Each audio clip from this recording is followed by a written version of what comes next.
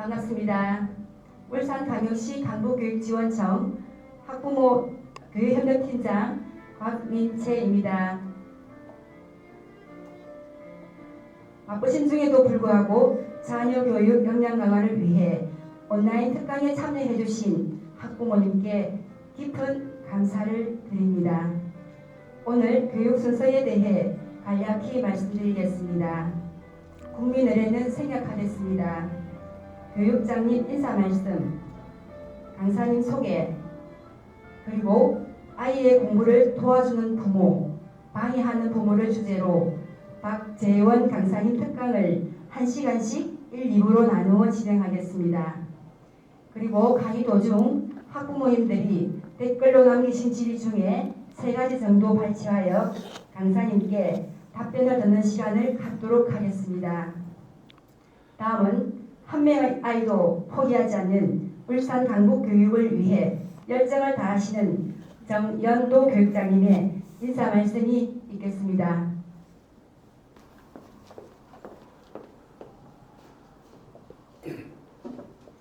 예, 반갑습니다. 울산 강북교육지원청 교육장 정연도입니다. 인사드리겠습니다. 학부모님들 이렇게 온라인으로 만나게 뵙게 되었습니다. 다 알고 계시지만 코로나19라는 국가적 재난 앞에 이를 하루빨리 극복하기 위해서 우리는 사회적 거리두기를 하고 있습니다. 그렇지만 교육은 어떠한 경우에도 이루어져야 합니다. 그래서 우리 울산 강북교육지원청에서는 영남권에서는 처음으로 학부모님들을 대상으로 해서 온라인 강의를 온라인 연수를 실시하게 되었습니다. 지금 각 가정에서는 우리 아이들과 함께 학부모님들이 항상 같이 있다 보니까 때로는 갈등도 있고 또 자녀 교육에 대해서 불안한 마음도 있으리라 생각을 합니다. 이를 조금이나마 해소하고 우리 학부모님들에게 자녀 교육에 좀 더 좋은 정보를 제공해 주기 위해서 오늘 온라인 연수를 실시하게 되었습니다. 특히 오늘 온라인 연수는 전국적으로 유명하신 우리 박재원 소장님께서 아이의 공부에 도움이 되는 학부모, 아이의 공부를 방해하는 학부모라는 주제로 강의를 하게 되었습니다. 학부모님들께서 지금 자녀를 데리고 있으면서 내 아이에게 과연 공부에 도움이 되는지 또는 방해가 되는지를 오늘 강의를 들어보시고 자신을 돌아보는 좋은 기회가 되었으면 좋겠습니다. 이러한 강의를 통해서 우리 울산 강북교육지원청에서는 울산교육청이 추구하는 한 명의 아이도 포기하지 않는 울산교육 시대를 위해서 최선의 노력을 다하겠습니다. 오늘 학부모님들 좋은 시간 되시기 바랍니다. 예, 감사합니다.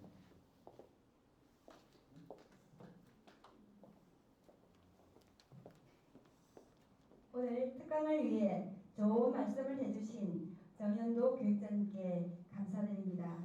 이어서 아이의 공부를 도와주는 부모, 방해하는 부모를 주제로 좋은 강의를 해주실 박재원 강사님을 소개해드리겠습니다.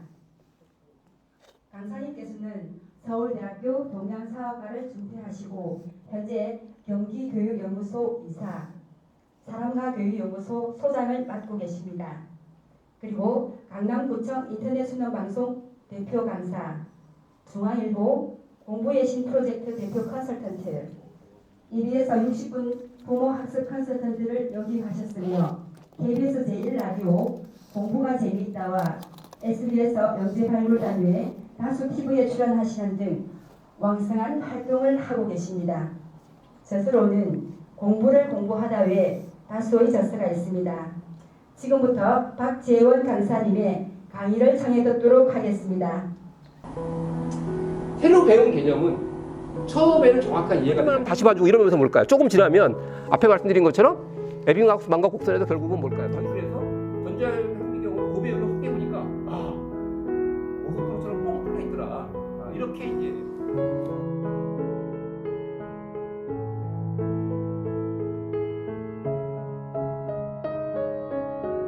정말 싫어하는 아이들을 어떻게 하면 책과 친해지게 할 수 있을까? 책을 통해서 읽기 부족 문제를 어떻게 해결할 수 있을까? 그리고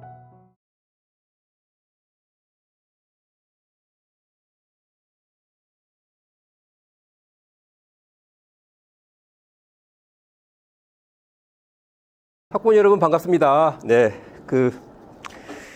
이렇게 화면으로 이제 만나게 되면 먼저 한번 오늘 제 강의를 들으시면서 온라인 계약에 따라서 이제 학생들도 대면 학습이 아니라 교실에서 선생님과 친구들과 함께 어울리면서 공부하는 것이 아니라 화면을 통해서 이제 많은 이제 공부를 해야 되는데 학생들은 또 어떤 느낌일까 이런 것들을 부모님이 한번 직접 체험해 볼 때 좋은 기회가 아닐까 이런 생각도 해봅니다. 자, 제목을 제가 좀 약간 도발적으로 좀 뽑아봤습니다. 과연 어떤 부모님이 어떤 엄마가 아이 공부를 방해한다고 생각할까요? 근데요, 오늘 한번 좀 마음의 안정을 취한 상태에서 아이한테 한번 물어보세요. 너 엄마가 네 공부를 도와준다고 생각하니 방해한다고 생각하니? 그 답변에 대해서는요 조금 초연해질 필요가 있습니다. 많은 분들이 많은 학생들이 제가 이미 다른 이제 여러 가지 경로를 통해서 확인을 해보니까 도움이 별로 안 된다 이렇게 말씀들을 많이 하시는데요. 좀 오늘은 이제 방해가 아니라 도움이 되는 부모가 되는 그런 이제 지름길로 여러분들을 좀 안내해 보도록 하겠습니다. 제가 주로 이제 가지고 있는 문제 의식은 이거 화면 좀 바꿔주셔야 될 것 같은데. 앞에 걸 끄셔야 되는데. 네네네. 자, 여기 보면 이제 우리나라 부모님들이 이제 가장 부러워하는 제가 초상권 침해 문제 때문에 흐릿하게 보이는데요. 대략 어떤 학생인지 짐작이 되십니까? 역대 수능에서 만점을 받았거나 수석을 했던 학생들 사진을 제가 쭉 모아봤는데 저는 이제 아이들 공부를 오랫동안 옆에서 관찰하고요. 또 나름대로 연구도 하고 여러 가지 다양한 이제 경험을 하면서 이런 생각이 들었습니다. 이런 친구들은 물론 독특하게 개인이 갖고 있는 장점도 있어요. 물론 그것 부정할 수 없습니다만 이런 겁니다. 아마 부모님들도 한번 잘 생각해 보세요. 사람마다 다 다르죠. 내가 좋아하는 운동, 취미도 다르고요. 역시 공부라는 것도 우리가 하는 일 중에 하나인데 좋아하는 아이가 있고 싫어하는 아이가 있습니다. 그리고 어떤 학생들은 공부가 좀 쉬운 친구도 있고요. 생각보다 공부하는 게 어려운 경우도 있는데 저는 이런 친구들을 보면서 개인의 어떤 뛰어난 점보다는 이 친구들은 조금은 이 공부 개인기가 뛰어난 학생들이 아닌가. 근데 그런 학생들이 과연 많을까요, 적을까요? 제가 볼 적에 그렇게 많지 않습니다. 결국 이제 지금 이 시간에 부모님 옆에 같이 계신가요? 아니면 지금 따로 있나요? 바로 여러분들 소중한 자녀 모르긴 몰라도요. 성적 경쟁에 그렇게 썩 유리한 그런 아이들은 아닐 수 있다고 생각을 합니다. 제가 이제 가지고 있는 문제의식을 약간 소개를 해드리면 이런 겁니다. 이런 공부 개인기가 뛰어난 소수의 학생들과 성적 경쟁에 불리한 이런 이제 다수 학생들 사이에 격차를 어떻게 하면 좁힐 수 있을까? 이렇게 한번 생각을 해보시기 바랍니다. 모든 사람은 훌륭한 삶을 잘 살고 싶어 하죠. 저는 확실한 믿음이 있습니다. 모든 학생들은 공부를 열심히 잘하고 싶어 하거든요. 좋은 성적표를 가지고 부모님 앞에 나타나서 짠! 하고 뭘까요? 자랑하고 싶은 마음이 있습니다. 근데 문제는 뭐죠? 마음대로 안 되는 거죠. 자, 그 바로 학생들의 공부, 그 의지 또는 공부에 대한 희망을 뭔가 이렇게 방해하는 요인들이 분명히 존재하는 것 같아요. 자, 이런 것들을 어떻게 하면 좀 해소해서 이 격차를 좁힐 수 있을까? 그리고 특히나 이제 특히 우리 사회에서 요즘 이제 사회 양극화가 이제 교육 쪽에도 그대로 적용이 됩니다. 그러다 보니까 이제 능력 있는 부모를 만나야 된다. 부모 효과. 그리고 뭐 대치동, 사교육 1번지, 또 지역이 강남이 중요하다. 뭐 이런 이제 지역 효과도 있고요. 또 하나는 이제 무슨 그 영재고등학교 과거처럼 대학 진학 실적이 좋은 학교 효과 이런 것들을 대단히 강조하는데 제가 지금 말씀드린 부모 효과, 지역 효과, 학교 효과 뭔가 하나 빠지지 않았습니까? 뭘까요? 바로 학생 효과라고 볼 수 있습니다. 자, 이런 걸 뛰어넘을 수 있는 학생 효과를 최대한 이제 발휘할 수 있도록 도와주는 게 저의 어떤 역할이라고 보는데 자, 준비된 얘기를 먼저 해보겠습니다. 루시퍼 이펙트라는 제목의 책이 있습니다. 부제를 보면 아마 여러분들 내용이 좀 짐작할 텐데 무엇이 선량한 사람을 악하게 만드는가? 유명한 스탠퍼드 교도소 실험인데요. 말 그대로 실험입니다. 20대 젊은 청년들을 자 일정 기준으로 선발을 해가지고요. 교도소에 들어가서 가상의 감옥에서 누구는 죄수, 누구는 간수 역할을 하도록 합니다. 이게 지금 실제 죄수와 간수가 아니고요. 실험을 한 가상의 상황인데 혹시 얘기 들으셨는지 모르겠습니다. 어떤 일이 벌어졌는지 아세요? 실험 예정 기간을 채우지 못하고요. 조기에 실험을 마감할 수밖에 없었습니다. 왜냐? 이게 실험인데요. 실험인데 실제 죄수는 죄수처럼 행동하고요. 간수는 간수처럼 행동하면서 이게 이대로 계속 이 실험을 진행하다가는 불상사가 생길 거라는 그런 이제 우려가 생겨서 실험을 중도에 마쳤는데, 자, 여기서 이제 우리는 지금 가정에서 부모님들이 함께 아이들하고 같이 지내고 있는데 과연 여러분들의 가정이 지금 어떤 환경인지 한번 점검해 볼 필요가 있습니다. 조금 제가 생뚱맞은 과제를 한번 이전 부모 교육을 하면서 워크숍에도 제가 드린 적이 있어요. 가정과 감옥의 공통점을 찾아봐라. 제가 이렇게 이제 과제를 드렸더니 거기에 참석하신 부모님들이 아니 너무한 거 아니야? 어떻게 가정과 감옥을 비교해? 그래서 제가 지금 여러분들의 생각이 중요한 것이 아니라 가족의 구성원 집에 가셔서 가족들과 함께 얘기를 한번 해봐라 라고 이렇게 과제를 제가 드린 적이 있습니다. 나중에 이제 과제를 해갖고 오셨어요. 근데 표정들이 완전히 달라졌습니다. 되게 이제 진지한 표정이에요. 자, 그때 이제 과제로 제출했던 걸 몇 개 소개해 드리겠습니다. 어떤 부모님이 집에 가서 큰딸에게 물어봤대요. 그랬더니 가정과 감옥은 굶기지는 않는다. 밥은 주죠. 그리고 감독관이 있다는 면에서 공통점이 있다라고 얘기했답니다. 남편한테 물어봤더니 구속된다. 그리고 한 번 들어가면 잘 못 나온다. 이것도 가정과 감옥의 공통점이라고 얘기했습니다. 여러분들 지금 어떠실까요? 자, 토론을 시켰더니요. 이런 결론이 나왔습니다. 마음대로 시리즈. 먹을 수, 입을 수, 잘 수, 볼 수, 생각할 수, 나갈 수, 읽을 수, 공부할 수 없다. 마음대로. 두 번째, 가정과 감옥의 공통점으로 정리가 된 것은 반항하면 죽는다. 세 번째, 규칙을 어기면 음물의 대가가 있다. 네 번째, 복역기간이 있다. 만 18세일 수도 있고 평생일 수도 있다. 다섯 번째, 사회 부적응자를 양산할 수 있다. 장기 복용의 후유증이다.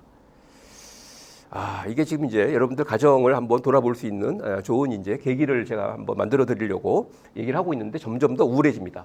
마지막으로 내 생각은 없다.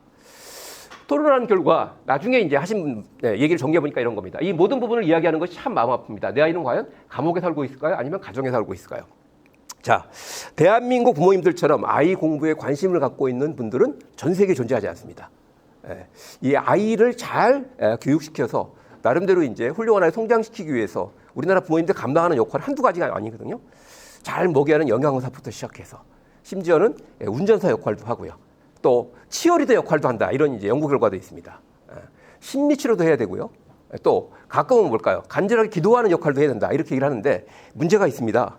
그렇게 부모님이 아무리 잘 노력을 열심히 하더라도요. 중요한 게 있습니다. 부모 역할은 아이를 통해서 실현되죠. 핵심이 뭘까요? 바로 오늘 제 강의를 듣고요. 여러분들의 가정을 한번 진단해 볼 필요가 있습니다. 우리 가정은 지금 감옥일까?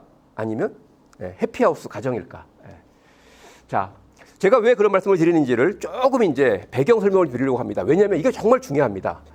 부모 역할 중에서 가장 어려운 게 뭔지 아세요? 가장 또 억울한 것도 있습니다. 뭐냐? 아이가 말을 안 듣는 거죠. 부모는 최선을 다했어요. 근데 뭘까요? 아이를 통해서 그게 전혀 뭘까요? 실현되지 않습니다. 너무너무 원통하고 억울하죠. 그 진짜 이유를 지금부터 한번 제가 과학적으로 설명을 들어보겠습니다. 책 제목이 재밌는데요. 뱀의 뇌에게 말을 걸지 마라 라는 제목의 책이 있습니다. 자, 이 책을 보면 가장 파괴적인 뱀의 뇌가 활동하면 다른 뇌는 작동을 멈춘다. 상대가 뱀의 뇌 상태에 있으면 설득되지 않는다. 토끼의 뇌나 사람의 뇌 상태로 올라올 수 있도록 유도해야 된다. 자, 이 책은 사실은 이제 이 범죄 심리학에서 매우 획기적인 어떤 그런 전기를 가져온 책인데요. 어떤 거냐면 사람 머릿속에 뱀의 뇌도 있고요. 토끼의 뇌도 있고 사람의 뇌도 있다라는 연구 결과에 근거하고 있는데 제가 그림을 잠깐 보여드리겠습니다. 이게 뭔지 여러분들 금방 아시겠죠? 뇌의 단면도입니다. 근데요, 여기 보시면 요렇게 요 가운데 요렇게 있는 부분 뇌간이라고 그러는데요. 요 부분이 뭘까요? 파충류 뱀의 뇌라고 볼 수 있고요. 요 이제 편도체 주변에 요렇게 가운데 여기를 이제 우리가 변형계라고 그래서 여기를 포유류의 뇌, 토끼의 뇌라고 볼 수 있습니다. 그 다음에 이제 이 바깥쪽에 호두처럼 보이는 우리가 먹는 호두랑 비슷하게 생겼죠? 이 부분을 우리가 되뇌피질이라는 사람의 뇌라고 그러는데, 자, 잠깐 제가 한번 그림으로 표현해 보겠습니다. 이렇게 움직일 때가 있어요. 뭐냐? 뇌관과 변형계가 주로 움직이면 뭘까요? 아무 얘기가 들리지 않습니다. 여러분들 스스로도 몹시 흥분하고 화가 날 때 있죠. 그때는 중요한 게 있습니다. 여러분들이 이런 경우 많잖아요. 아이들하고 이제 한바탕 합니다. 그리고 아이들을 불러서 미안하다. 엄마가 너무 화를 낸 것 같아. 그때는요, 이 부분이 움직이는 거거든요. 근데 또 상황이 바뀌어가지고요.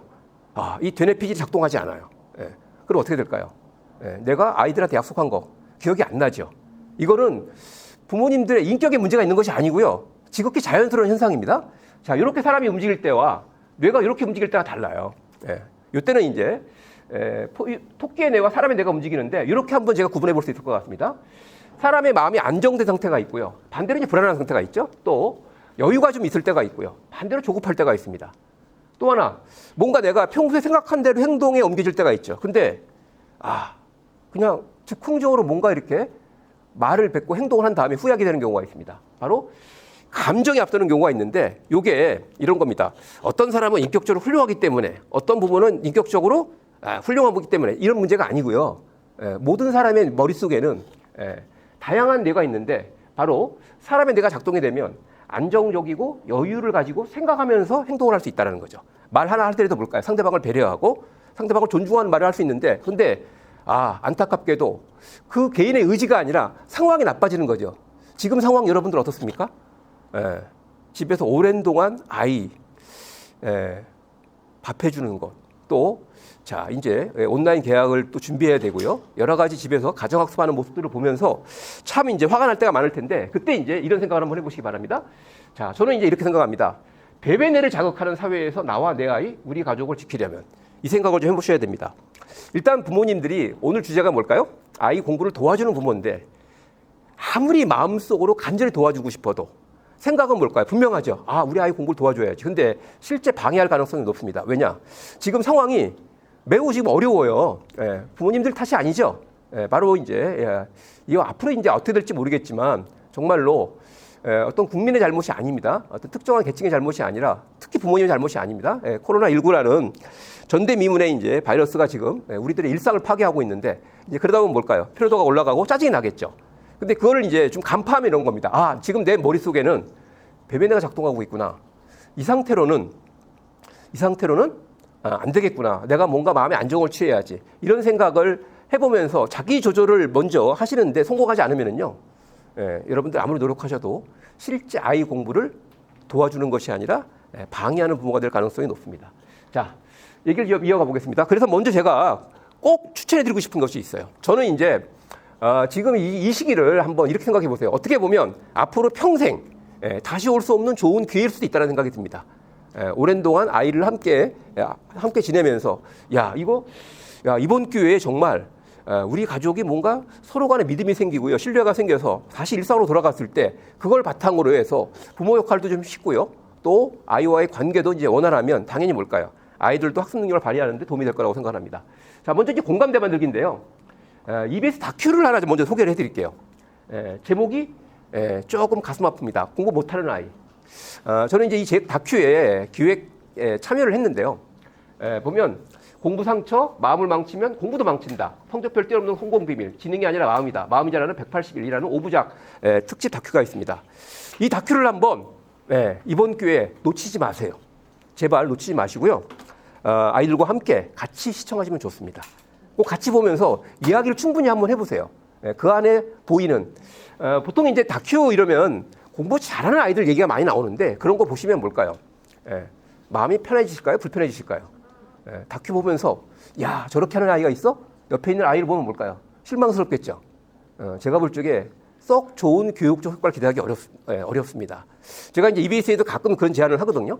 너무 좋은 얘기 그만하고 좀 평범한 얘기 하지만 저 정도는 나도 할 수 있겠어. 저런 마음이 중요하구나. 이런 다큐를 좀 만들어 달라고 제가 여러 차례 요청한 적이 있는데 자, 이 다큐는 이제 그런 점에서 매우 값어치가 있습니다. 자, 이걸 보면서 만약에 서로 보고 또 느낀 게 있어요. 그러고 나서 이야기를 나누다 보면은요. 부모님 마음속에 이런 생각이 정되지 않을까라는 기대를 하게 되는데 첫 번째는 뭐냐? 누구나 다 공부 잘하고 싶은 마음이 있구나. 이거 정말로 다른 사람은 몰라도요. 부모님들은 여러분들이 낳은 아이죠. 그 아이에게 최소한 믿음이 필요합니다. 너도 잘하고 싶은 마음이 있구나. 이게 되게 중요한 거거든요. 너 잘하고 싶은 마음이 없지. 너 하는 행동을 보니까 너 좀 정치 상태가 틀려 먹었어. 이렇게 되면은요. 아이 뇌에서 뭘까요? 사람의 뇌를 자극할까요? 아니면 뱀의 뇌를 자극할까요? 공부를 아무리 요구하더라도 아이는 수용할 수 없습니다. 근데 우리 아이도 공부 잘하고 싶은 마음이 있었구나라는 것들을 서로 함께 나누면서 이야기할 수 있어요. 근데 이게 이런 이제 다큐라는 좋은 매개체가 없으면 대화하기 어렵습니다. 두 번째는 그래서 여기 보면은요 이 공부 상처라는 이제 그런 이제 첫 편이 있는데요. 이걸 보시면서 우리가 이제 요즘은 이제 마음의 상처 얘기를 참 많이 하죠. 훌륭한 부모로 성장하고 싶은데 성장 과정에서 어린 시절의 어떤 그런 트라우마가 그대로 남아서 아이에게 그대로 표현되는 이런 이제 끔찍한 어떻게 보면 안타까운 경험들 하실 때가 있는데 비슷한 것 같습니다. 우리나라의 공부는요 사실은 매우 안타깝게도 철저한 이제 어떤 경쟁이지 않습니까? 이 경쟁에서 승자는 늘 소수일 수밖에 없고요. 다수는 이제 패자로서 아픔을 감내해야 되는데 그런 것들이 아이들 마음속에 상처가 되면은요 공부하고 싶은 마음이 있어도 뭘까요? 이런 거랑 똑같습니다. 지금 우리가 다 우리 사회가 건강하게 잘 살길 바라죠. 믿어 의심치 않으시죠? 근데 문제는 뭘까요? 코로나19가 지금 우리를 괴롭히는 거나 마찬가지예요. 아이들 공부를 방해하는 그런 이제 공부 바이러스가 분명히 존재하는 거거든요. 그런 것들을 좀 이해하면서 이런 것 때문에 아이 공부가 힘들었구나라는 걸 부모님이 공감하시고요. 그래서 내가 이렇게 하는 것은 오히려 아이 공부를 방해하는 건데 그런 얘기들을 혼자만 하시면 안 돼요. 이 다큐를 보시면서 함께 얘기를 하게 되면 제가 볼 적에는요. 공부에다 가장 중요한 게 뭘까요? 아이의 재능일까요? 부모의 경제력과 정보력일까요? 아닙니다. 틀렸어요. 공부 관계거든요. 공부를 둘러싼 부모 아이 사이의 관계가 서로 신뢰가 있고요. 너 이런 게 문제구나. 이렇게 도와줄게. 엄마, 나 이거 지금 좀 어려워. 엄마 좀 도와줘. 이런 얘기가 가능한. 그래서 둘이 갈등하는 것이 아니라 실제로 학생들을 보면 정말 안타까운 게 뭔지 아십니까? 엄청난 에너지가 있어요. 근데 그 에너지가 주로 부모와의 관계에서 갈등에 소진되고 있다는 사실을 아셔야 됩니다. 근데요, 만약에 그 강력한 에너지가 소진되는 것이 아니라 부모와의 협력을 통해서 상승작용을 일으키면 어떻게 될까요? 제가 앞에 말씀드렸죠. 공부 개인기가 뛰어난 개인, 충분히 뛰어넘을 수 있는 그런 잠재력들을 지금 제가 이렇게 말씀드리면 지금 혹시 또 옆에 있는 아이를 보고 계시지 않으세요? 야, 너 진짜 잠재력이 있냐? 이렇게 당장 이렇게 즉흥적으로 핀잔을 주지 마시고요. 한번 깊이 대화를 나누면서 해보시면 좋을 것 같습니다. 공감대가 있어야 된다. 앞으로 이제 개학을 합니다. 그리고 초등학교, 중학교, 고등학교 거쳐 대학까지 가는데 실제로 이제 오랜 기간 학생들은 이제 공부와의 싸움을 해야 돼요. 그때 상처 입고 지치고 어려울 때 부모님이 옆에서 정말로 든든한 지지자가 될 수 있다면 저는 그거보다 더 중요한 부모 역할은 없다고 생각을 합니다. 자, 두 번째 중요한 게 또 이제 연결되어 있긴데요. 그러면 이제 조금 전에 말씀드린 것처럼 공감대가 좀 있습니다. 근데 문제는 뭐냐면 대화가 돼야 되거든요. 저는 이제 이 강남 대치동에서 오랫동안 사교육의 컨설턴트로 활동한 경험이 있습니다. 거기서 정말 안타까운 부모님들 많이 만났습니다. 뭐냐? 부모는 정말 뛰어나요. 근데 문제는 뭐냐? 아이에게 본인이 갖고 있는 생각이 전달이 안 됩니다. 결국 부모는 반드시 아이와 연결돼 있다라고 느낄 때 가장 중요한데 저는 요즘 이제 우리나라 청소년 문제를 보면서 좀 가슴 아픈 생각이 좀 듭니다.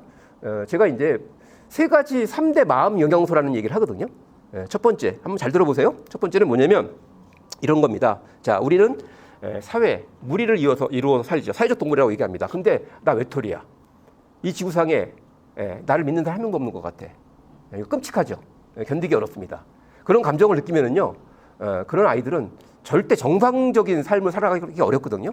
그래서 제가 늘 말씀드린 게 있습니다. 소속감이라는 게 반드시 필요하다. 첫 번째 마음 영향소, 첫 번째 소속감. 두 번째는 뭘까요? 두 번째. 자, 근데 내가 소속감을 느끼는 집단이 있어요. 뭐 가족일 수도 있고 또래들일 수도 있고요. 근데 거기서 지나치게 나를 구속합니다. 이것도 견디기 힘들죠. 일정 정도의 자율감을 느껴야 됩니다. 자, 소속감, 자율감까지 갔어. 근데 가만히 보니까 내가 자칫 실수나 잘못을 하면 쫓겨날 수도 있을 것 같아. 이것도 불안감이죠. 그 집단 내 나의 역할도 있어야 된다. 나도 기여가 있다는 느낌. 저는 그걸 유능감으로 표현합니다. 정리해 보겠습니다. 바로 첫 번째, 소속감, 자율감, 유능감을 만약에 여러분들이 가정에서, 가족관계에서 아이들에게 충분히 그 마음 영향소를 제공할 수 있다면 제가 장담합니다. 그런 아이들은 절대 문제를 일으키지 않습니다. 요즘 이제 게임 중독 때문에 여러 가지 우려들이 많은데요. 게임을 좋아하는 이유가 뭔지 아세요? 잘 생각해 보시기 바랍니다. 바로 조금 전에 말씀드린 소속감, 자율감, 유능감을 순식간에 채워주는 게 게임이거든요. 이 게임 문제 잠깐 말씀드리면요. 가족 관계에서 그 3대 마음 영향소를 충분히 뭘까요? 섭취한 아이들은요. 절대 게임 중독에 걸리지 않습니다. 자, 그때 이제 제가 여러 가지 연결되는 방법, 대화법을 소개해 드리려고 하는데 여러 가지가 있습니다만 이게 좀 어렵긴 해요. 근데 효과는 탁월하거든요. 이 핀란드가 창안한 이야기 대화법이라는 건데요. 제가 이전에 쓴 핀란드 부모혁명에 소개한 내용인데 잠깐 보겠습니다. 이야기 대화법. 아주 간단합니다. 핀란드는요, 이 이야기 대화법을 사회 모든 분야에서 매우 적극적으로 활용하고 있다. 이렇게 얘기를 하는데요. 아주 간단합니다. 잠깐 설명을 들어볼까요? 첫 번째. 자, 아이가 앞에 앉아 있습니다. 엄마가 있어요. 근데 너 하고 싶은 얘기가 있으면 엄마한테 얘기해. 근데 중요한 게 있습니다. 쉽게 말문을 열까요? 근데 중요한 게 있어요. 규칙이 있거든요. 이 이야기 대화법의 규칙은 뭐냐면, 자, 아이가 말을 열면은요, 엄마는 말을 못 합니다. 왜? 엄마는 뭘까요? 아이 얘기를 받아 적는 게 대화의 규칙이에요. 아이가 쭉 얘기를 하면 받아 적습니다. 자, 여기서 이제 꼭 해보셔야 됩니다. 이거 제가 많은 분들한테 권해드리는데, 이거 제가 볼 적에는요, 저는 이걸 갖다가 이렇게 생각하거든요. 가족 구구법이다.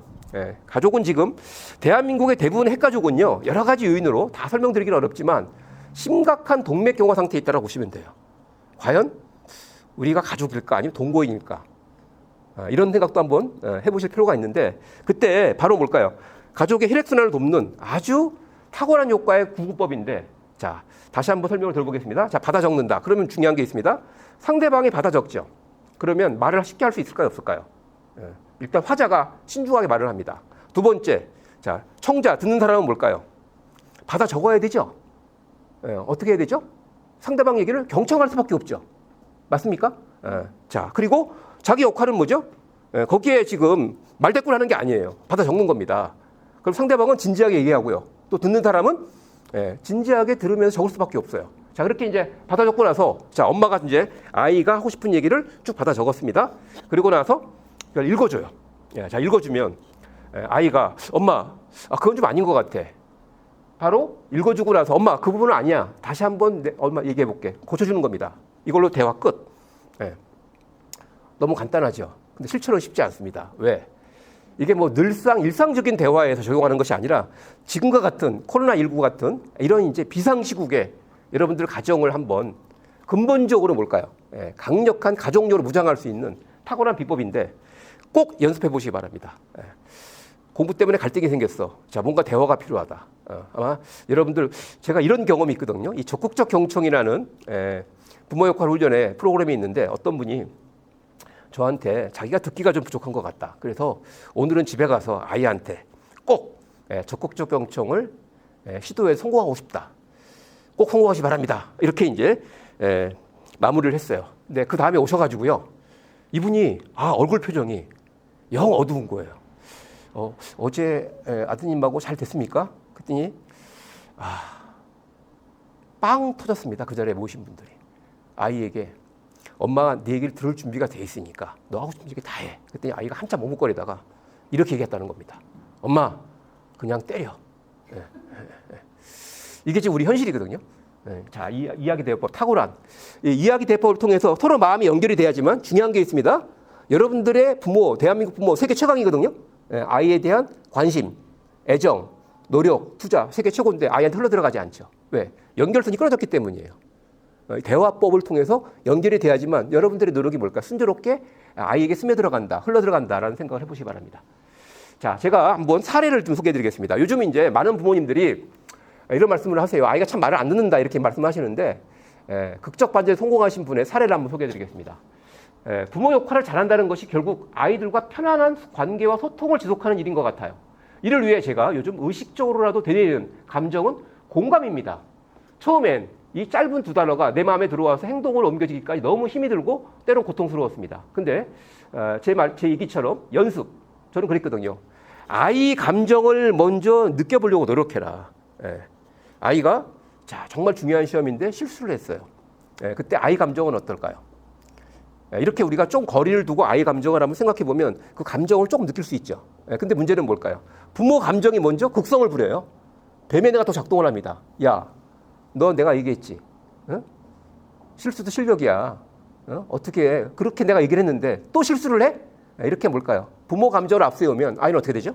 그때는 이제 이 관계라는 것은 관계의 힘은 정반대로 작용합니다. 이 갈등으로 작용하게 되는데 자 그렇게 아이 마음의 빙의하기를 꾸준히 하다 보니 요즘은 아이랑 얘기할 때 더 이상 고통스럽지 않게 아이 마음을 읽게 되고 그 아이는 저에게 부드러운 말과 눈빛을 보내주더라고요. 자 지금 이제 우리가 뭐 사회적 거리두기 꼭 지켜야 됩니다. 그래야지만 우리가 빨리 코로나 위기로부터 벗어날 수 있는데 자 그때 이제 아이들이 아무래도 집에 오랫동안 머물죠. 그러면 아이 입장에서 한번 생각해 보세요. 하루 종일 집에 있는 게 쉬울까요? 어려울까요? 아이 심정을 생각해 보면 아이가 조금 이렇게 부모님 눈에 거슬리는 행동을 하더라도 조금 이해가 되거든요. 여기서부터 시작되는 겁니다. 근데 이런 거죠. 물론 이제 주변 사람들한테 피해를 주기 어렵죠. 안 되죠. 근데 아이도 본의 아니게 조금은 이게 활발한 활동을 하다 보니까 뭘까? 뭐 층간소음 이런 것 때문에 이웃에 피해를 줄 수 있습니다. 근데 그때 부모님이 정말 노발대발해서 너 몇 번 얘기했어? 도대체 내 말 무시하는 거야? 도대체 뭐야? 이렇게 나오면 여러분들 가정은요. 앞에 제가 처음 질문을 드렸죠. 가정일까요? 감옥일까요? 그때 바로 그런 얘기죠. 그래서 아이 마음을 읽게 되고 그 아이는 저에게 부드러운 말과 눈빛을 보내주더라고요. 정말 감동이었고 이게 선순환이 되게 하는 원동력인 것 같아요. 날 행복하게 하는 아이의 그런 반응이 다시 보고 싶어서 공감에 몸짓을 하게 되고 아이와의 소통에서 만족감을 느끼고 지내다 보면 또 다른 한 고비가 언제 닥칠지 모르지만 일단 이 토대는 절대 무너지지 않을 거라 믿음이 있기 때문에 불안이 좀 줄어든다 합니다. 자, 밑줄 짝입니다. 바로 이거죠. 아이 마음을 읽게 되고 그 아이는 저에게 부드러운 말과 눈빛을. 자, 물론 이제 저는 우리나라 부모님들 마음이 편치 않다라는 거 충분히 공감하려고 노력하고 있습니다. 이건 누가 모르겠습니까? 이런 얘기. 근데 중요한 게 있어요. 부모 역할 가장 억울한 실수는 뭐냐면 정말 중요한 거를 자기가 알고 있다고 생각하면서 실제로 실천하지 않습니다. 근데 거기서 문제가 생기는 거거든요. 바로 아이에게 충분한 마음을 읽어주려고 노력하는 것들, 아이 마음을 읽는 것들이고요. 결국 그렇게 되니까 이제 소통에서 만족감을 느끼게 되고 불안이 좀 줄어든다. 실제로 이제 우리나라 부모님들 마음속에 가장 강력한 정서, 불안인데 이 불안의 재료를 이제 쭉 분석을 해보면요 중요한 게 있습니다. 소통이 안 된다는 게 이 불안감의 되게 중요한 요인이에요. 물론 뭐 아이가 최소한 나만큼 살아야지, 나보다 잘 살아야 되지 이런 이제 진로에 대한 고민도 있고요. 그러려면 이제 학벌 사회 대한민국에서 좋은 대학을 보내야 될 건 압박감도 있습니다. 이런 것들이 다 불안 요인이긴 한데 중요한 게 있어요. 아이가 쟤랑 나랑 지금 서로 대화가 돼, 서로 소통이 돼. 여기서 이제 불안감은 확 떨어지고요. 불안감이 서로 떨어지면 뭘까요? 부모도 사람의 내가 활성화된 상태, 아이도 마찬가지로 뭘까요? 인간의 내가 활성화된 상태에서 서로 만날 수 있죠. 이렇게 되면은요 아이들 순식간에 달라질 수도 있습니다. 자, 그런 희망을 가지고 이제 본격적인 공부 얘기를 해볼 텐데요. 뇌가 배우는 대로 가르치기라는 제목의 책이 있습니다.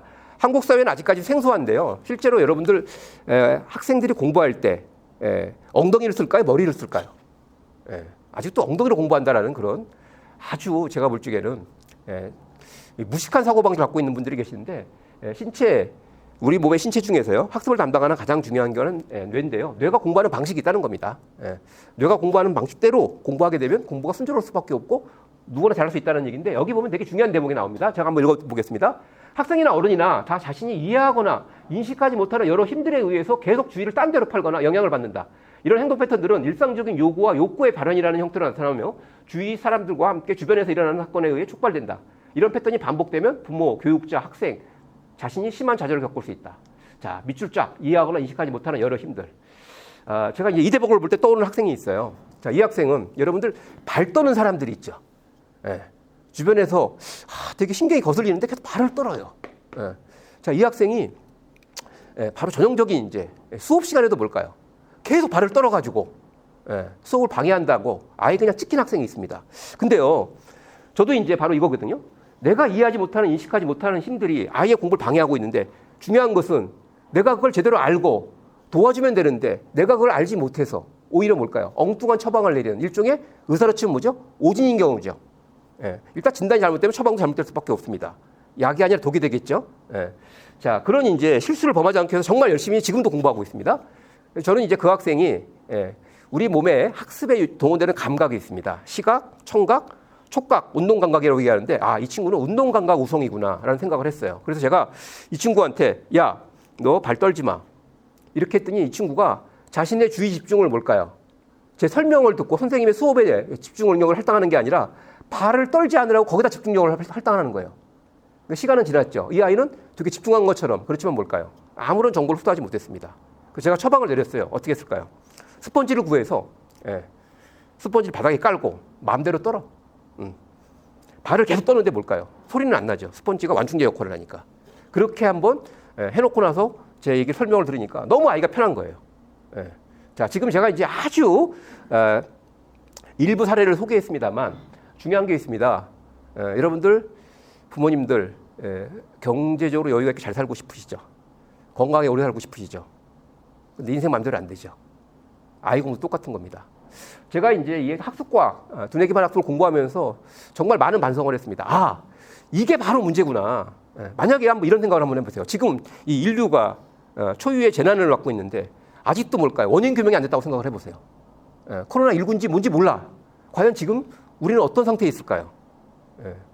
상상조차 하기 어려운 끔찍한 상황이겠죠. 근데 문제는 지금 우리는 정확한 원인 규명이 돼 있으니까 뭘까요? 코로나19와 싸우고 있는 겁니다. 마찬가지예요. 여러분들의 훌륭한 아이들 열심히 잘하고 싶어 합니다. 이 아이를 괴롭히는 게 있거든요. 바로 이제 그런 것들을 제대로 보지 못하고요. 너 엄마가 시킨 대로 공부해. 자, 너 공부 계획표 짰지? 자, 지금 이제 인강 듣기 시작해. 근데 문제는 뭘까요? 이 아이를 괴롭히는 공부 바이러스가 있는 겁니다. 그걸 제대로 보지 못하면 큰일 나는데 그렇게 되면 어떻게 될까요? 그걸 좌절을 겪게 되는 거죠. 자, 그래서 이제 오늘 제가 이 짧은 시간에 학습과학의 모든 내용을 설명을 드릴 수는 없지만 매우 중요한 핵심적인 것들을 한번 지금부터 짚어드리려고 합니다. 자, 일단 제가 학습과학의 실체를 한번 소개해드리겠습니다. 자, 여러분들 지금 화면 보이시나요? 여러분들이 여행을 갔어요. 이런 장면 한번 상상해 보시기 바랍니다. 여행을 딱 가가지고요. 저 끝을 보는데 이 계단 끝이 안 보여요. 안 보입니다. 자, 그러면 여러분들 한번 잘 생각해 보세요. 여기 딱 섰어요, 여러분들이. 쭉 끝을 보면서 올라가고 싶을까요? 집에 가고 싶을까요? 빨리 얘기해 보세요. 자, 우리는 이제 꿈을 가져라 이렇게 얘기하는데 그거 경우에 따라 다른 거거든요. 자, 근데 제가 한번 느낌을 바꿔보겠습니다. 제가 잘 보세요. 화면을 바꿔봤습니다. 자, 이렇게 딱 요것만 보고 야, 지금부터 요까지만 가. 마음이 바뀌죠? 뭐 이 정도야. 자, 그 다음에 이제 자, 그 다음 요까지만 가. 느낌이 어떠세요? 달라지죠? 자, 요까지만 가. 자, 아주 간단합니다. 여러분들 아마 여러분들 세대에서는 그렇게 많이 보지 않았을 텐데 이 수학의 정석이라는 책이 있습니다. 그 책 가면은요 헌책방에 아주 새 책들 같은 책들이 많아요. 앞부분은 새까맣고요. 뒤는 딱 깨끗합니다. 그거 뭘까요? 일단 욕심을 부려가지고요 두꺼운 책을 사죠. 이 책을 내가 제대로 공부하면 실력을 쌓을 거다. 근데 문제는 뭘까요? 사람의 머리는요 중요한 게 있습니다. 감당하기 어려운 그런 이제 상대를 만나면 도망가고 싶은 마음이 드는 거거든요.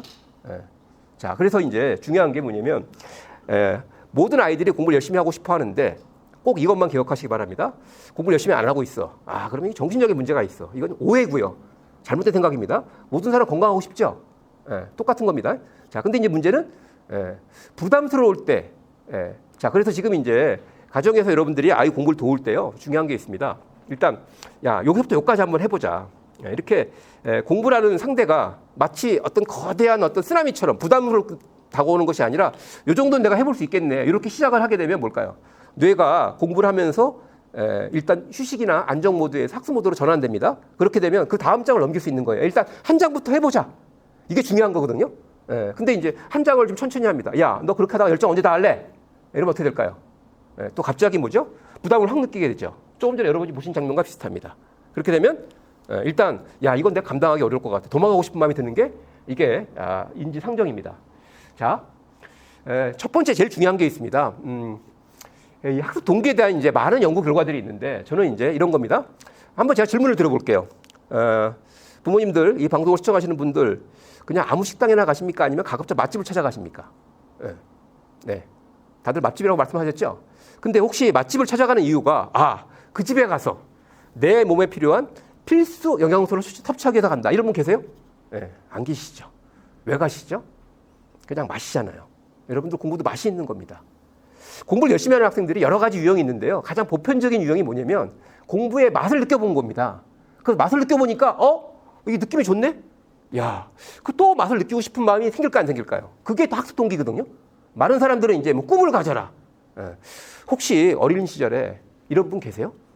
꿈을 가지고요. 꿈을 구체화시키는 목표를 정한 다음에 목표를 실행하기 위한 계획을 세우고 계획을 열심히 실천해서 그래서 하신 분 계십니까? 안 계시죠. 그거 억지 부리는 거거든요. 사람은 주어진 순간에 만족감이라는 것이 가장 중요할 수밖에 없는데 자, 제가 한번 예를 들어 보겠습니다. 시험 문제를 앞에 놓고 있습니다. 근데 어떤 학생은 얼굴 표정이 밝죠. 얼마나 기분이 좋을까요? 근데 또 우리나라 부모님들은 또 아이에 대한 신뢰가 많이 떨어져가지고 이렇게 밝은 표정을 지면 제가 또 딴짓하고 있네. 또 이제 이렇게 이제 또 의심하시는데 표정은 진실을 얘기합니다. 근데 이 학생은요, 지금 머리를 쥐어뜨고 있죠. 똑같은 방법인데 제가 방법을 적용해 보겠습니다. 자, 지금 이제 중요한 게 있습니다. 여러분들, 이 코로나19가 아이를 한번 이렇게 생각해 보세요. 공부랑 친구를 사귄다라고 생각해 보세요. 친구랑 만났어. 만날 때만 좋은 일이 생겨. 그럼 뭘까요? 그 친구를 멀리 할 이유가 없죠. 자꾸 만나고 싶겠죠. 지금 시기가 정말 저로에 찬습니다. 우리나라 학생들은요, 자신도 모르게 공부를 하는 과정에서 만족감을 느낄까요? 거부감을 느낄까요? 당연히 거부감이 강합니다. 그 거부감이 마음속에 쌓여 있거든요. 따라서 공부를 하려고 마음 먹는 순간 뭘까요? 거부감이 확 일어나요. 공부 안 되는 거거든요. 자, 근데 사람은 또 이런 게 있습니다. 만족감을 느끼고 싶을까요? 아니면 거부감을 느끼고 싶을까요? 맛집을 가고 싶을까요? 아니면 맛도 없는 집에 가고 싶을까요? 공부도 똑같은 거거든요. 자, 그래서 제가 이제 공부 레시피, 공부 요리하는 방법을 한번 적용해 보겠습니다. 자, 문제를 놓고요, 아이들한테 그냥 풀어! 이게 아니라 중요한 건 지금은 이제 공부 만족감을 느낄 수 있는 절호의 찬스거든요. 집에도 부모님이 직접 도와줄 수 있습니다. 공부를 왜 하느냐? 만족감을 느끼기 위해서. 자, 그때 방법을 적용해 보겠습니다. 자, 제가 이제 학생들한테 적용을 합니다. 자, 너 일단 문제를 보면서 네 느낌을 갖고 표시를 해봐라. 동그라미 어떤 느낌일까요? 요거 쉽게 풀리겠는데? 자, 동그라미 X 이거 어떤 느낌일까요? 모르겠다. 어렵다. 공부하기 싫다. 여러분도 충분히 공감이 되시죠? 자, 근데 이제 세모도 있습니다. 세모는 어떤 느낌일까요? 요거는 조금 좀 생각 좀 해봐야 되겠는데? 이 정도 구분하는 거 절대 어려운 일이 아니라 누구나 다 할 수 있습니다. 이렇게 이제 구분을 하게 해요. 구분을 하게 한 상태에서 이제 아이들한테 자, 문제를 풀게 합니다. 자, 지금 이제 이쪽에 웃는 표정을 학생은 어떤 걸까요? 네가 풀고 싶은 문제를 골라서 풀어봐. 네가 좀 자신감이 필요하면 뭘까? 동그라미 문제 풀면 되겠죠. 동그라미 문제 풀면서 풀릴까요, 안 풀릴까요?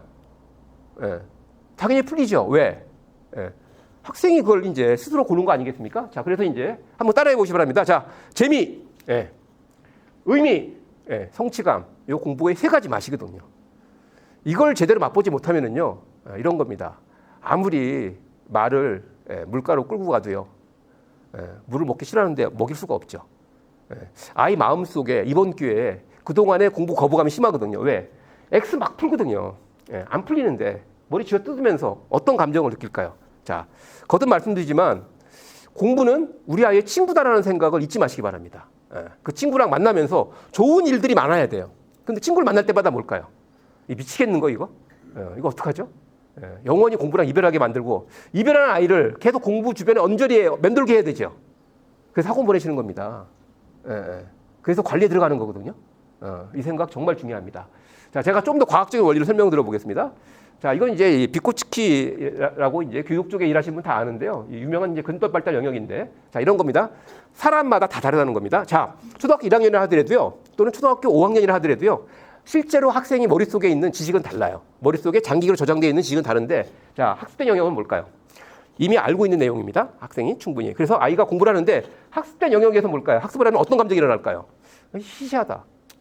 뭐 다 아는 건데 이런 감정이 일어납니다. 근데 그 주변에 보니까요, 근접 발달 영역이라고 돼 있죠? 근접 발달 영역. 요 용어도 한번 기억해 보실 필요가 있습니다. 근접 발달 영역에서 아이가 학습이 일어나면 어떻게 될까요? 요거 신기한데? 요런 게 있었네? 이런 감정을 느끼는 겁니다. 근데 또 그 밖으로 확 뛰어가면 뭘까요? 잠재적 발달 수준이 있어요. 결국은 해낼 수 있지만 지금은 뭘까요? X죠. 지금은 안 되는 거죠. 잠재적 발달 수준에서 학습이 이루어지면 어떤 감정을 느낄까요? 모르겠다. 복잡하다. 어렵다. 하기 싫다. 자, 그래서 이제 비코츠키는 이렇게 설명을 했습니다. 자, 첫 번째는요, 중요한 게 뭐냐면 아이가 공부를 할 때 이건 철저하게 학문적 기준을 여러분 적용하시면 안 됩니다. 물론 초등학교, 중학교, 고등학교 우리나라 교육 과정이 있고요, 학업 성취 수준이라는 게 다 있어요. 따라서 몇 학년에 어느 정도까지 성취를 해야 된다라고 얘기하지만 그건 뭘까요? 학자들이 정의한 거고요. 어떤 아이는 어려운 게 어떤 아이는 쉬울 수 있다는 겁니다. 중요한 것은 아이가 느끼는 감정이에요. 감정을 중심으로 이제 공부를 잘 안내해 줘야 되는데, 자, 첫 번째는 뭐냐면 아이가 어떤 영역에서 공부하는지가 되게 중요합니다. 그리고 두 번째, 공부할 때 이제 주변에서 이제 특히 부모님이 지금 공부 코치 역할을 하고 계시잖아요. 코치 역할이 정말 중요할 수 있는데 어떤 상호작용이 있느냐, 이게 중요합니다. 자, 이제 이런 겁니다. 아이가 학습된 영역에서 공부를 하고 있어요. 엄마, 이거 좀 지루해, 재미없어. 근데 코치가 옆에서 딱 뭐라고 얘기할까요? 반복 학습이 중요한 거예요. 계속 해야지. 이러면 어떻게 될까요? 아이 감정은 무시당하는 거죠. 자, 그러면서 이제 아이가 근데 반대로 이제 잠재적 발달 수준으로 갑자기 뛰었어요. 뛰어서 공부를 하다 보니까 뭐죠? 어렵다 그러죠. 코치한테 도움을 청합니다. 엄마, 이거 너무 어려워. 야, 언제까지 쉬운 것만 풀래? 어려운 걸 많이 풀어야 사고력이 생기는 거야. 이러면 어떻게 될까요? 얻는 건 하나도 없이 엄마하고 얘기하면 안 되겠구나. 엄마하고 얘기해봐야 내 인생에 도움이 안 되는구나. 이렇게 이제 관계가 악화되면 부모 역할은요, 참는 게 오히려 도와주는 이런 이제 비극으로 갈 수 있습니다. 꼭 기억하시기 바랍니다. 자, 정리해 보겠습니다. 자, 이번 기회에 아이가 평생 공부랑 친해질 수 있는 기회를 만들어 주자. 뭐냐? 자, 지금 이제 실력 이런 거, 진도 이런 게 중요한 게 아닙니다. 아이가 공부를 할 때 다시 한번 말씀드리겠습니다. 공부의 3대 맛 뭐라고 말씀드렸죠? 재미, 의미, 성취감. 우리가 맛집을 하는 것처럼 또 그 감정을 느끼고 싶어서 공부할 수 있는 뭔가 그런 마음이 생기는 이 상태로 빨리 도달할 수도 안내해 주는 것. 저는 이것만큼 지금 같은 시기에 좋은 기회는 없을 거라고 생각합니다. 자, 그다음에 이제 공부가 좀 쉬운 경우가 있고 어려운 경우가 있는데요. 쉬운 공부 어떤 경우가 쉬울까요? 잠깐 제가 원리를 좀 설명을 드려보겠습니다. 이건 이제 포지트론 CT 촬영인데요. 재밌게도요. 컴퓨터 게임을 할 때 보니까 요 까만 부위가 움직이지 않는 부위입니다. 여기 보면 이제 노란색과 빨간색, 하얀색이 이제 활성화된 부위인데 컴퓨터 게임을 할 때와 크레페린 검사는 간단한 연산을 통한 수리 지능 검사인데요. 컴퓨터 게임 복잡하다고 생각하시죠? 근데 일본에서 연구를 해보니까요. 컴퓨터 게임 할 때 머리가 거의 움직이질 않아요. 근데 크레페린 검사를 할 때는 뭘까요?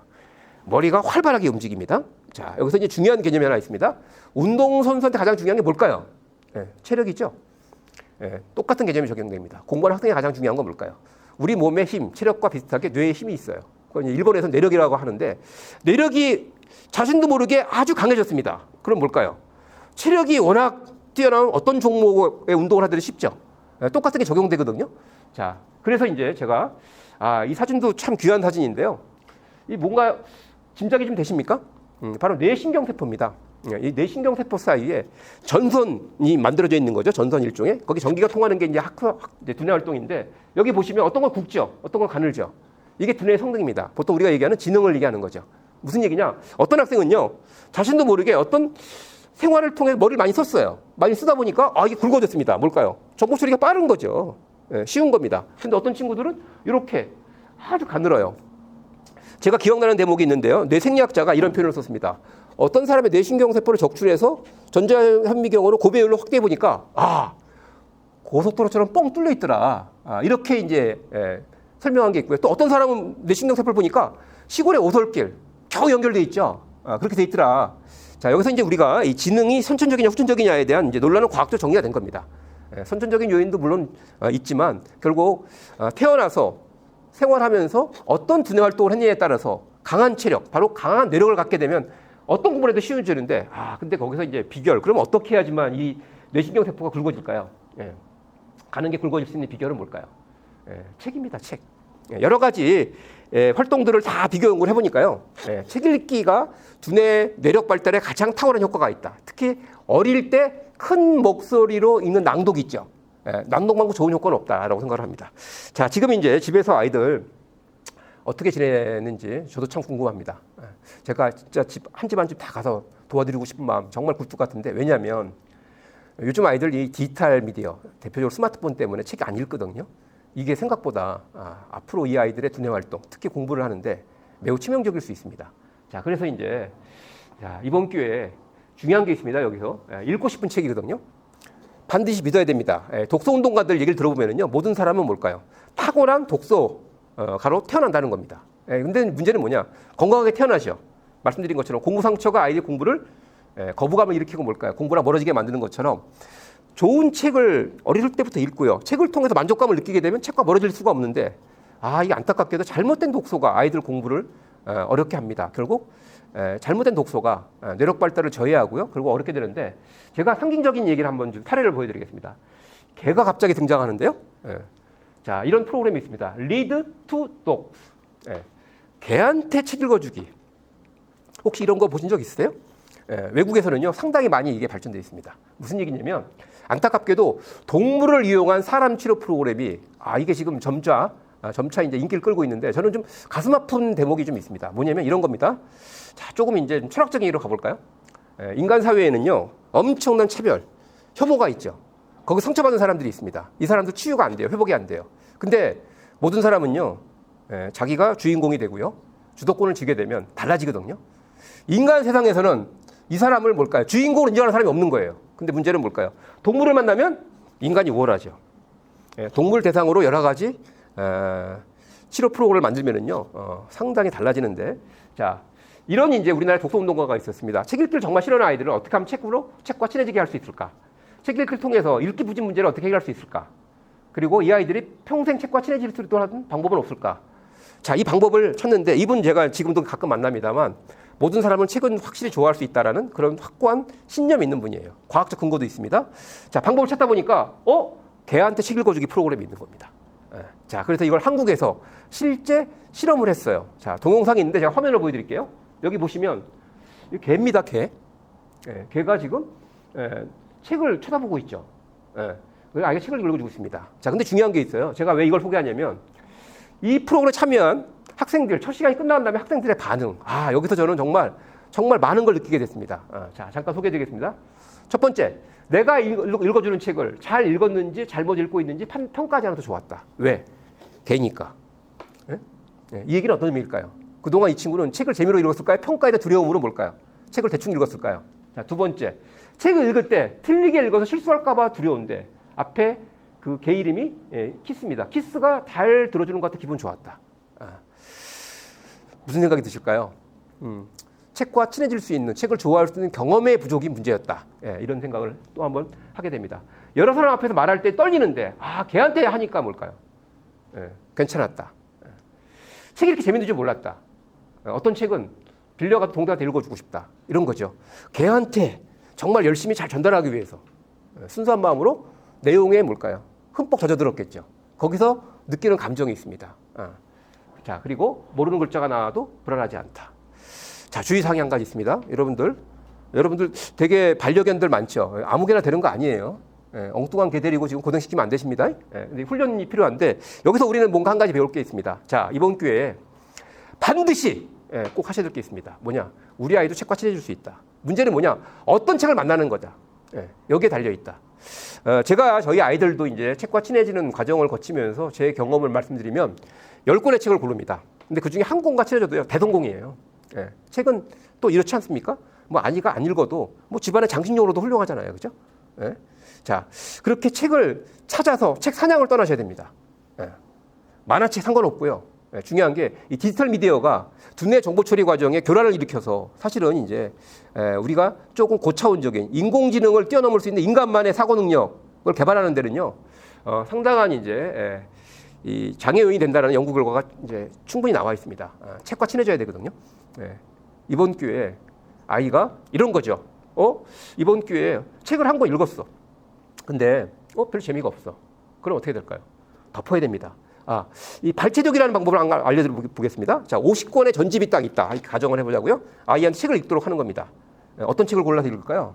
느낌으로 그냥 표지에 있는 제목을 보고 느낌으로 책을 하나 고르는 거예요. 골라서 쭉 넘겨가면서 여기 재밌겠는데 읽어요. 읽으면 재미가 없어. 다시 꽂아. 또 다른 책. 자, 쭉 읽어나가. 재미가 없네? 또 꽂아. 또 다른 책. 자, 이 친구 보통 정독이라는 기준으로 보면 뭘까? 책 한 권도 제대로 안 읽었죠. 근데 중요한 게 있습니다. 이 아이는 계속 책을 읽고 있었죠? 맞습니까? 여러분들 정독이라는 방법이 중요할까요? 아이의 독서 경험이 중요합니까? 사소한 것 때문에 목숨 걸지 마세요. 독후 활동 중요하지 않습니다.